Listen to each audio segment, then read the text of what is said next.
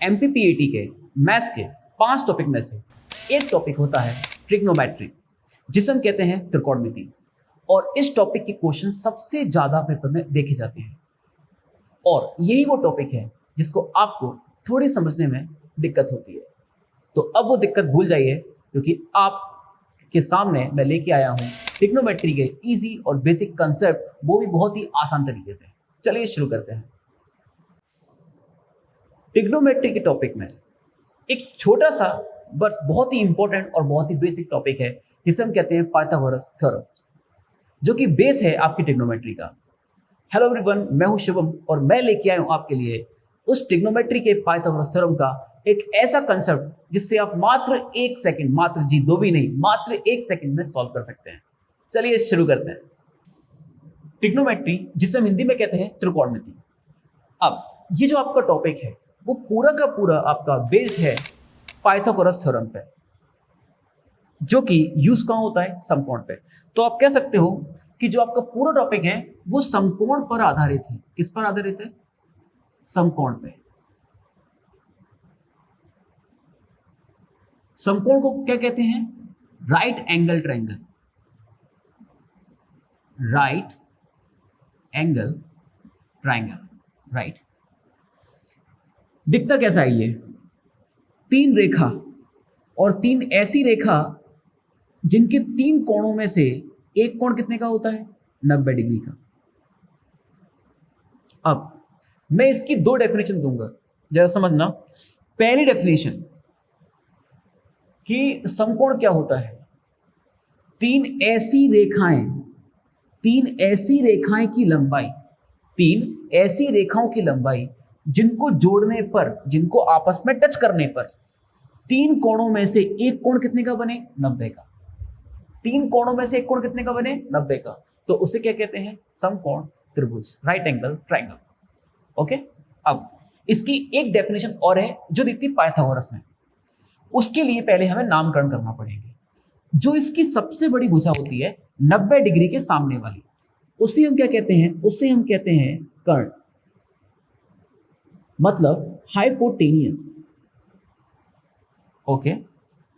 अगर मैं इसको थीटा मान लूं, आप चाहो तो थीटा इसे भी मान सकते हैं, लेकिन अगर मैं थीटा इसको मान लूं तो थीटा के सामने वाली भुजा, जी थीटा के सामने वाली भुजा को हम कहते हैं लंब, मतलब परपेंडिकुलर। अब जो बच गया उसे कहते हैं क्या?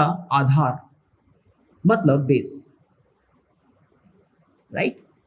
तो ये चीज आपको याद रखनी है और पूरा का पूरा त्रिकोणमिति इसी पर ही आधारित है। तो एक तो इसमें एंगल कितने का? एक 90 डिग्री का। दूसरा, पाइथागोरस ने कहा था कि सबसे बड़ी भुजा का स्क्वायर, इसमें सबसे बड़ी भुजा आपको कौन सी दिख रही है? बिगेस्ट लाइन, तो वो कौन सी दिख रही है आपको? कर्ण। तो सबसे बड़ी भुजा कौन सी है? कर्ण। उसका वर्ग कर दिया, वर्ग बराबर होता है किसके? बाकी की बची हुई 2 लाइन। कौन सी बची लाइन? लंब और आधार, इनके वर्गों के योग के। तो इनका वर्ग किया और उसका योग किया। इसी को क्या कहते हैं? इसी को कहते हैं पाइथागोरस प्रमेय, इसी को कहते हैं पाइथागोरस थ्योरम, राइट।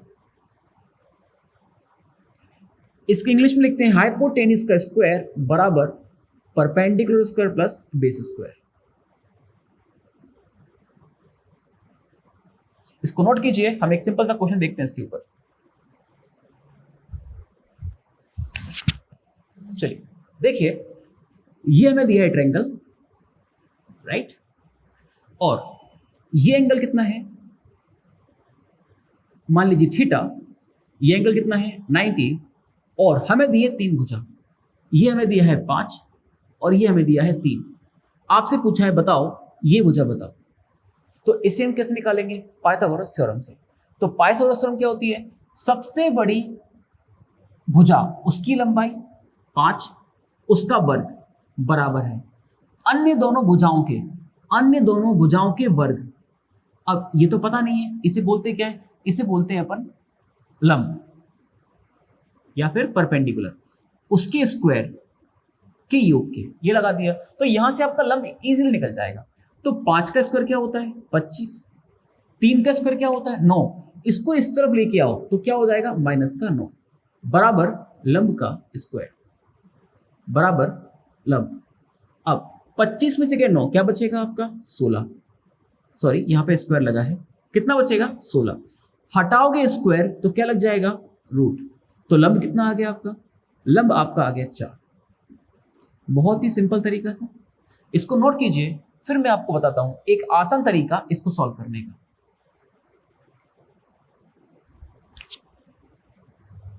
चलिए इसी क्वेश्चन को दोबारा करते हैं डिफरेंट तरीके से।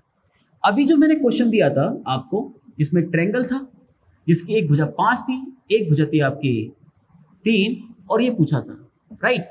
अब एक तरीका है जिसे हम बोलते हैं ट्रिपलेट, या फिर बोलते हैं क्या हिंदी में तिगड़ा। ये क्या होता है, ये रेखाओं का एक ऐसा कॉम्बिनेशन है, ये रेखाओं का एक ऐसा कॉम्बिनेशन है जिसके अंदर ऑटोमेटिक पाइथागोरस थ्योरम लगती है, जिसके अंदर ऑटोमेटिक पाइथागोरस थ्योरम लगती है, राइट। वो कौन कौन ट्रिपलेट है, जैसे एक ट्रिपलेट है आपका 3 4 5, एक ट्रिपलेट है आपके 6 8 10, एक ट्रिपलेट है आपका 9 12 15। तो ऐसे कई सारे ट्रिपलेट है, मैं अभी लिख दूंगा सारे के सारे, उनको याद कर लेना।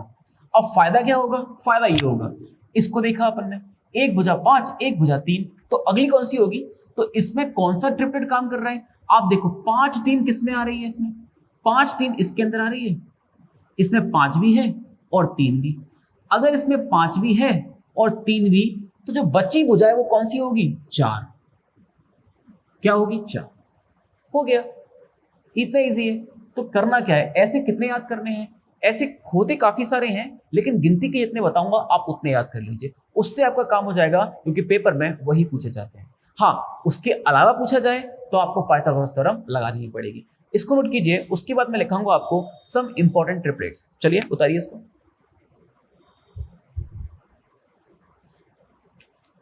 तो ये रहे आपके सामने कुछ इंपॉर्टेंट ट्रिपलेट्स जो आपको याद करने हैं। एग्जाम में मोस्टली अगर ट्रिपलेट से क्वेश्चन बनेगा तो यहां से आराम से बन जाएगा, 1 2 3 4 5 ही याद करने हैं, रट लो इनको।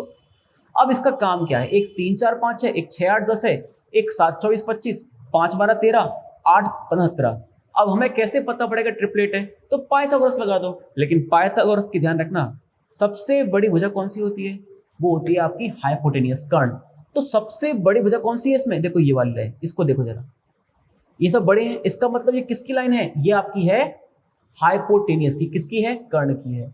इस बात को थोड़ा ध्यान रखना, ये कर्ण की है। ये कौन सी है, इनका नहीं कह सकते, ये आपका आधार भी हो सकती है, ये आपका लंबी हो सकती है, लेकिन कर्ण कौन सी है, यही है। अब चेक कैसे करें पाइथागोरस है कि नहीं है, तो पाइथागोरस ने कहा है सबसे, इसको ले लेते हैं, सबसे बड़ी भुजा का स्क्वायर 10 का स्क्वायर कितना होता है 100, बराबर होता है बाकी की भुजाओं के स्क्वायर के योग का।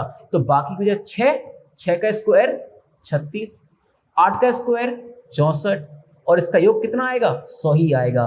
दोनों कैसे हो गए, बराबर हो गए। तो ऐसे इसको आप चेक कर सकते हो। अब क्वेश्चन कैसा आएगा, देखो क्वेश्चन कैसा आएगा। अब इस क्वेश्चन को करने में कितने सेकंड लगेंगे आप बताना मुझे।